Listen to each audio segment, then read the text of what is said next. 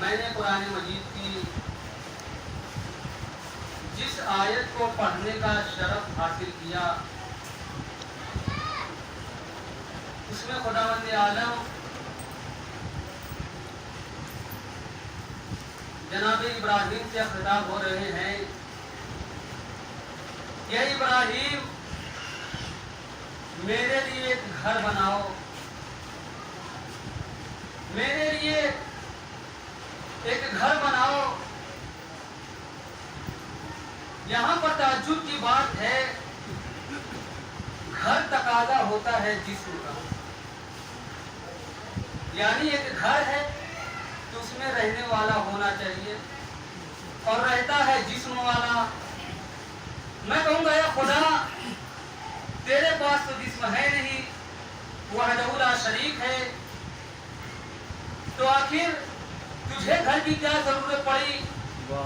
اچھا گھر بھی بن رہا ہے تو اصلی نہیں بن رہا ہے، کیونکہ خدا کا اصل گھر عرش پر ہے جس کا نام بیت معمور ہے، بنا رہا ہے گھر زمین پر، جسم ہے نہیں، گھر نقلی بنا رہا ہے، گھر کی شبیہ بنا رہا ہے۔ اب میرا سوال ان ملوں سے ہے جو یہ کہتے ہیں کہ شبیہ بنانا جائز نہیں ہے، خدا نے زمین پر شبیہ تو بنائی، اب ذرا خدا کے پوچھو شبیہ بنانا کیسا ہے؟ سلوات پڑھے محمد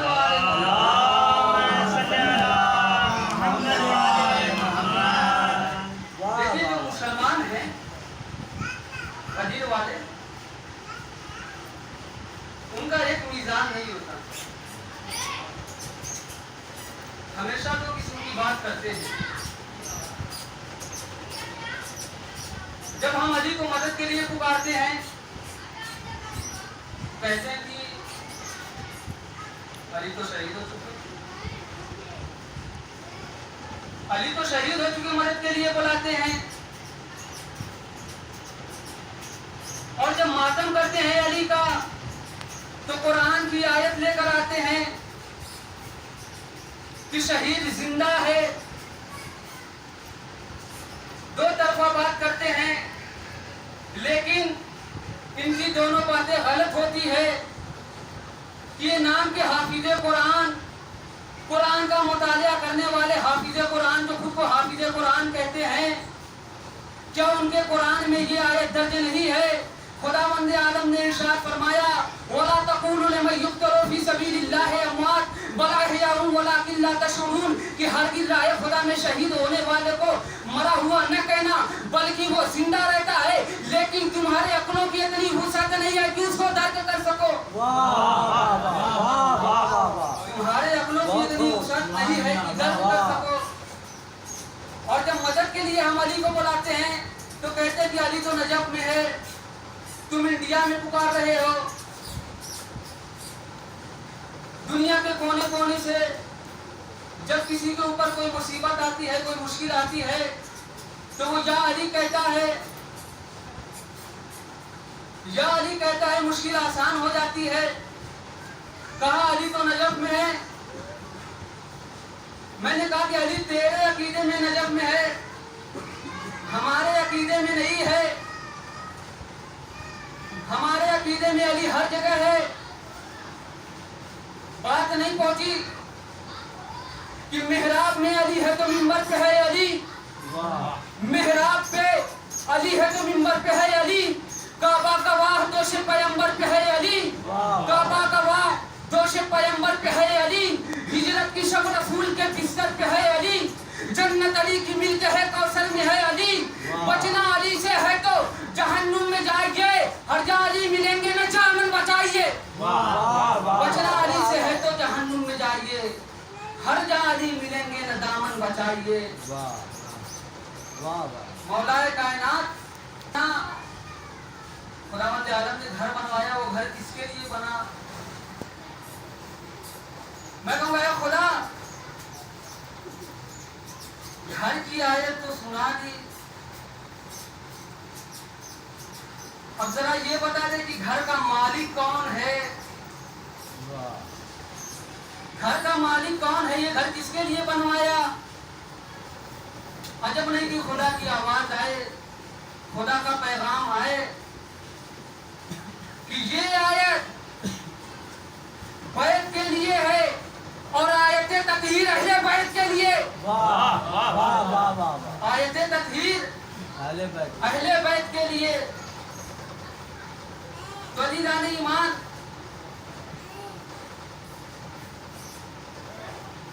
رسول مولا کائنات کی بہت ساری فضیلتیں بیان کرتے ہیں، اور رسول اپنی حدیث میں ارشاد فرماتے ہیں کہ نظر الی وجہ علی عبادہ، کہ اے لوگوں علی کے چہرے کی طرف دیکھنا عبادت ہے، کہ علی کے چہرے کی طرف دیکھنا عبادت ہے.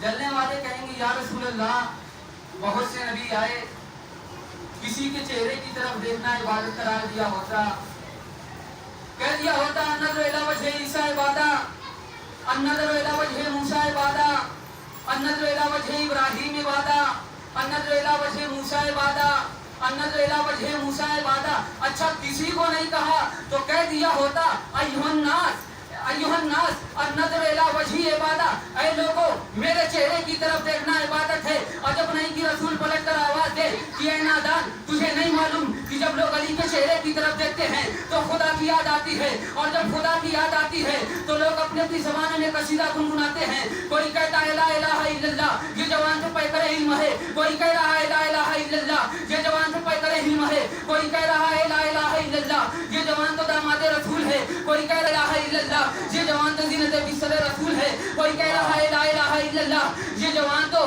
وہ ہے جس کو خون کے میدان میں رسول نے اپنا مولا بنایا تھا. اب عزیزان ایمان، لوگ اپنی زبانوں میں قصیدہ تو گنگناتے ہی ہیں، لیکن شاعر نے دو مصروں میں کیا خوب کہا ہے کہ خوبی ہر ایک نبی کی خدا کے ولی میں ہے، کل انبیاء کی شان اکیلے علی میں ہے.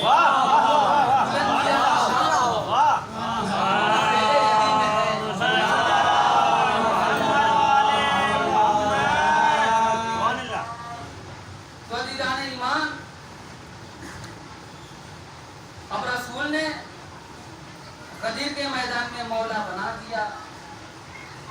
دیکھیے قرآن کی چھوٹی سے چھوٹی آیتوں میں بڑا سے بڑا مفہوم اور پیغام چھپا ہے. خداوند عالم نے ارشاد فرمایا کہ میں ایک نبی پیدا کرنے والا ہوں،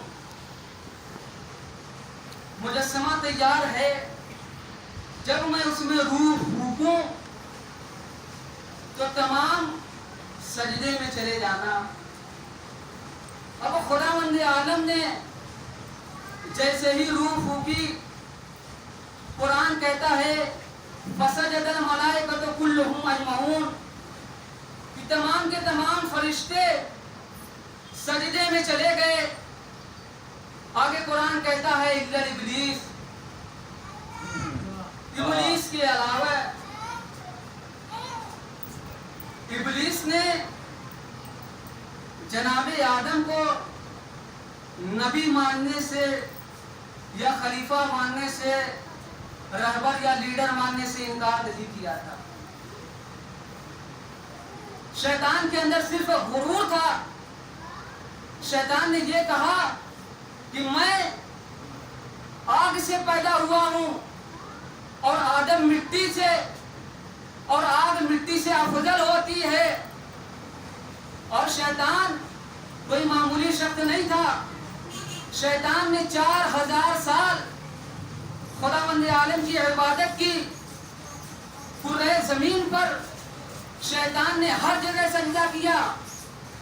مٹی سے آدم بنے، شیطان بنا آگ سے. جناب آدم سے 4000 سال قبل اس نے عبادتیں لگاتار انجام دی. بات نہیں پہنچی.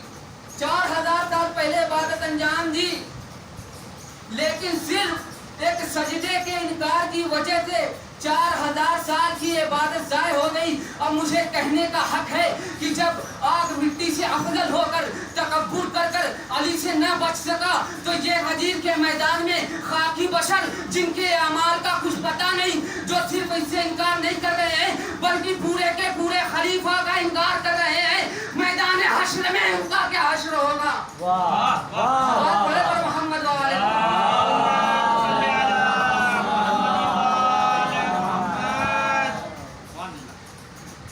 अब इसके बाद यहां से जो सिलसिला शुरू हुआ वो है झूठे दावेदार। रसूल के बाद कई लोगों ने दावा किया कि मैं रसूल का खलीफा हूं। एक ने दावा किया, मैं नाम नहीं लूंगा, आप लोग समझदार हैं, कहा कि मैं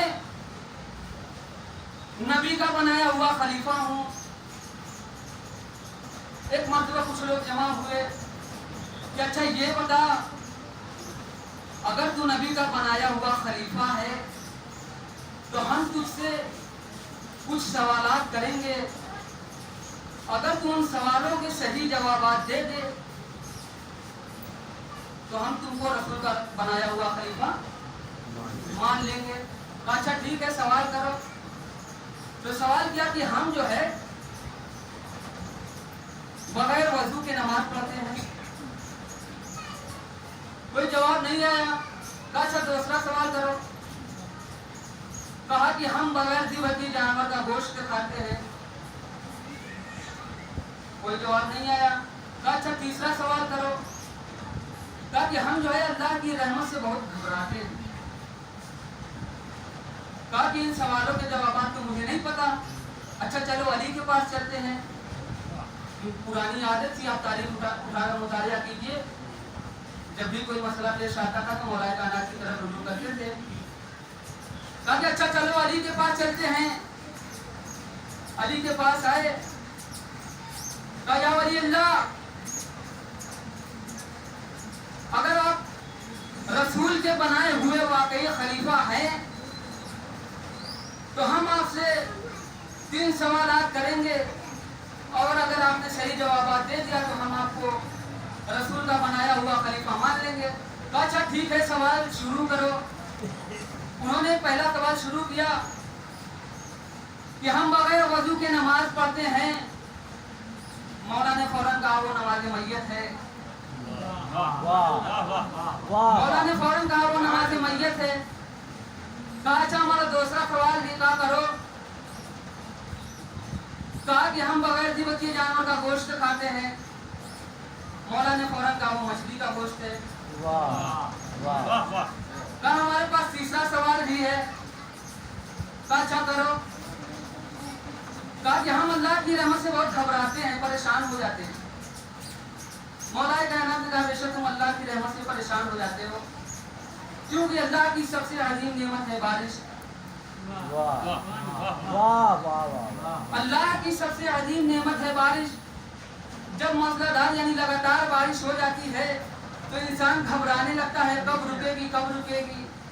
अब एतराज किया जिसने दावा किया था कि अली आपको इन सवालों के जवाब बगैर देखे, बगैर समझे, बगैर मुताले के कैसे मालूम? अच्छा ये बता तेरे हाथ में उंगली कितनी है? कहा मेरे हाथ में 5 उंगली है। मौला ने कहा तूने तो अपनी उंगलियों की तादाद भी शुमार नहीं की, निगाह भी नहीं की, फिर कैसे बता दिया कि मेरे हाथ में 5 उंगली है? कहा कि ये मेरी 5 उंगलियां तो मेरी निगाहों के सामने रहती हैं, मैं हर वक्त इसको देखता हूँ, इससे काम लेता हूँ। तो मौला ने कहा सुन, जिस तरह तेरी निगाहों के सामने ये तेरी 5 उंगलियां रहती हैं, इसी तरह पूरी दुनिया के सवालों के जवाबात मेरी निगाहों के सामने घूमते रहते हैं। ईमान तो शायद ने 4 मिसरों में क्या खूब कहा है कि हवाला याद नहीं है, किताब सोचने दो कहाँ से पूछ रहे हो, नसाब सोचने दो। तो अली की जिंदगी में कोई ऐसा सवाल ही न था कि जब अली ने कहा हो जवाब सोचने दो। अली की जिंदगी में कोई ऐसा सवाल ही न था।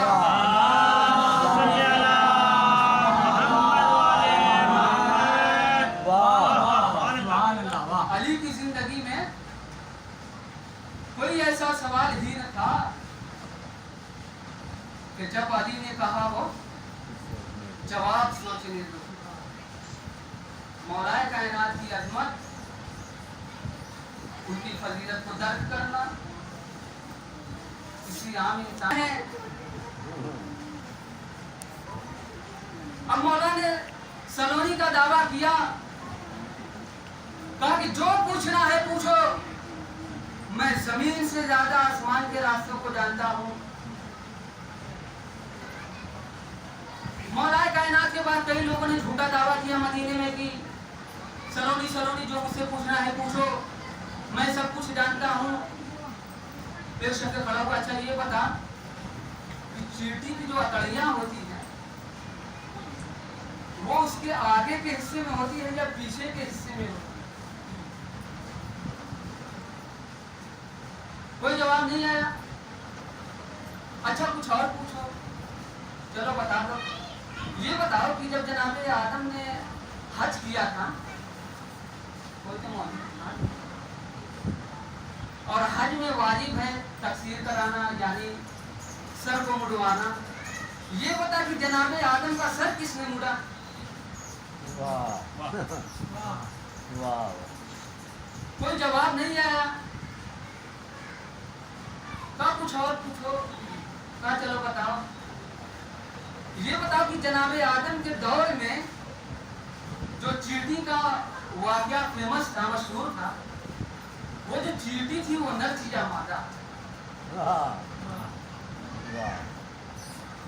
उसने फौरन कहा देखो मुझे पता है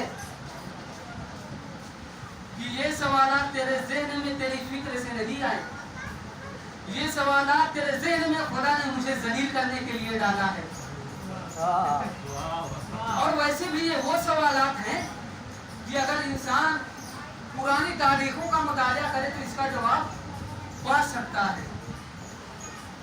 लेकिन जब मेरे मौला ने सलोनी का दावा किया, एक शख्स खड़ा हुआ, मौला ये बताइए जिब्रील कहाँ है, मौला ये बताइए जिब्रील कहाँ है, मौला ये बताइए जिब्रील कहाँ है। मौला ने अपनी निगाहों को उठाया, आसमान की तरफ देखा, जिब्रील नहीं नजर आए।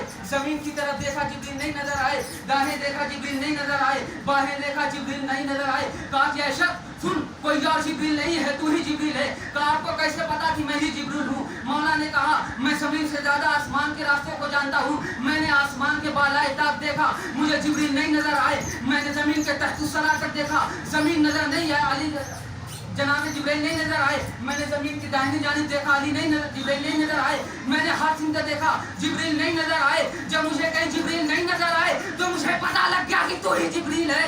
वाह वाह वाह, बड़े बा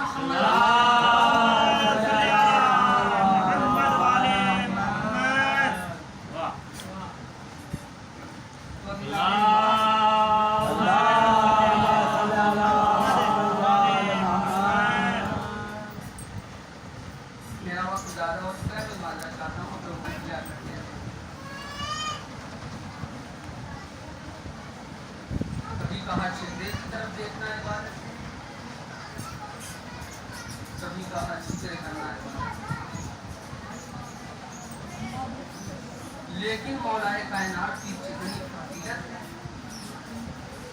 उससे कहीं ज्यादा इनके ऊपर मसलाए खाए गए।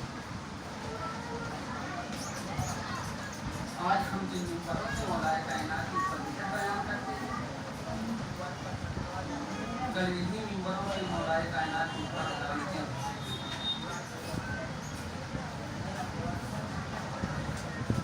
इसी मिंबर से मौलाए कायनात के ऊपर गालियां।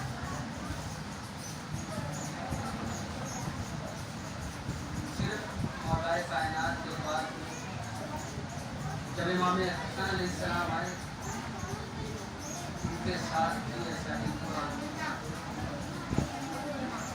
इमाम हसन के ऊपर भी बहुत सारे मसाइल उठाए गए। इमाम हसन के बाद हमारे तीसरे इमाम मौला हुसैन, हक़ व बातिल की जंग थी, बातिल के खिलाफ मेरे मौला ने इक़दाम किया। इक़दाम करने के बाद करबला में जंग हुई, तमाम असहाब शहीद हुए, तारीखें हमारे दरमियान से रफ्ता रफ्ता गुजर गई। वो दिन दूर नहीं है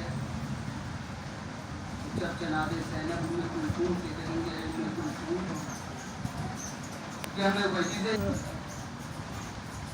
मुझे नहीं पता कि आप लोग किस तरह का पेश करेंगे, क्योंकि आज आपके पास मसाइल पढ़ने वाले मौजूद, मरसिया पढ़ने वाले मौजूद, नौहा पढ़ने वाले मौजूद।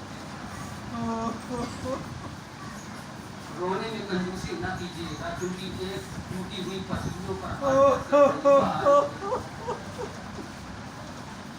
जिसका एक हाथ उसकी टूटी हुई पसलियों पर, एक हाथ आपके रुखसारों के सामने है। मुझे भी कहती है, मेरे लाल के मातम यारो, लाओ मेरे लाल के सरों की मातम मुझे दे दो। मुझे नहीं पता कि आज किस तरह टूटा पेश करेंगे, क्योंकि आपके पास मसीहा पढ़ने वाले मौजूद हैं, मसाइल पढ़ने वाले मौजूद हैं, नफा पढ़ने वाले मौजूद हैं, लेकिन हायरे करबला की मजलूमी, हायरे करबला की गरीबी, कोई मसीहा पढ़ने वाला नहीं था, कोई नवा पढ़ने वाला नहीं था, कोई मसाइल पढ़ने वाला नहीं था। बस किसी बीवी की सलाह आती थी, वहाँ हुसैना बीवियों में कोहराम बरपा हो जाता था। कोई बीवी कहती थी वाह अली अकबरा, कोहराम बरपा हो जाता था। कोई बीवी कहती थी वाह सुकैना, बीवियों में कोहराम बरपा हो जाता था। आज़ादारा ने मजलूम में करबला, वो दिन दूर नहीं है कि जब करबला में जंग होगी, तमाम असहाब अंसार शहीद होंगे। मैं मुख्तसर करता चलूं, एक मर्तबा मौला अब्बास इमाम हुसैन अलैहिस्सलाम की खिदमत में आते हैं। ए आका मरने की इजाजत दे दो, ए आका मुझे मरने की इजाजत दे दो। ए अब्बास तुझे कैसे मरने की इजाजत दे दूं, तू तो मेरे लश्कर का अलमबरदार है। ए आका हुसैन, वो लश्कर ही कहाँ रहा जिसकी मैं अलमबरदारी करता था। आज़ादारा ने मजलूम में करबला, मौला अब्बास को जंग की इजाजत तो नहीं मिली, लेकिन इतनी इजाजत मिली, ए अब्बास बच्चों के लिए पानी का इंतजाम करो। मौला अब्बास जनाब सकीना से मशक को लेकर आगे बढ़ते हैं। एक मरतबा मैदान किताल में जाते हैं, नहर फरात की तरफ बढ़ते हैं। नहर फरात से मशकीदे को पुर किया, पुर करने के बाद एक मरतबा कहने की जानी पलटना चाहा, कहने की जानी पलटना चाहा। एक मरतबा दुश्मनों ने मौला अब्बास को घेर दिया। एक मरतबा किसी जालिम ने मौला अब्बास के सर पर ऐसी गुर्द मारी, मौला अब्बास को घोड़े पे संभला ना गया। आज़ादारा ने मजलूम में करबला घोड़े से जमीन पर आए, आखिरी सलाम किया, ए आका मेरा आखिरी सलाम कबूल कीजिए। जैसे इमाम हुसैन ने आवाज सुनी, ए भैया अलान इनका सर लहरी, ए अब्बास तेरे जाने से मेरी कमर टूट गई। मौला गिरते पड़ते जनाबे मौला अब्बास के पास पहुंचते हैं। पहुंचने के बाद कहते हैं, ए अब्बास कहाँ है, ए अब्बास कहाँ है, मुझे नहीं नजर आता। मौला अब्बास आवाज देते हैं, ए आका मैं घोड़ों की टापों के नीचे हूँ। मौला हुसैन करीब पहुंचते हैं, कहते हैं, ए भैया तेरी कोई ख्वाहिश है तो बता दे, तेरी कोई ख्वाहिश है तो बता दे। एक मरतबा मौला अब्बास कहते हैं, भैया मेरी ये ख्वाहिश है कि जब मैं दुनिया में सबसे पहले आया था तो मैंने आपका दीदार किया था। ए भैया ए आका जब मैं जा रहा हूँ तो मैं आपका दीदार करना चाहता हूँ। आज़ादारा ने मजलूम में करबला, लेकिन मैं कैसे दीदार करूँ, मेरी एक आँख में तीर है, एक आँख में खून जमा हुआ है। मौला हुसैन ने खून को साफ किया, भाई ने भाई का दीदार किया। ए भैया ए भैया ए भैया तेरी और कोई ख्वाहिश है? नहीं मेरी कोई और ख्वाहिश नहीं है। ए आका आपकी कोई ख्वाहिश है? हाँ भैया मेरी एक ख्वाहिश है, तूने जिंदगी भर मुझे आका कह के पुकारा। ए मेरे भाई आज एक मरतबा मुझे भाई कह दे। एक मरतबा भाई ने भाई को भाई का रूह जिस्म से परवाज कर गई।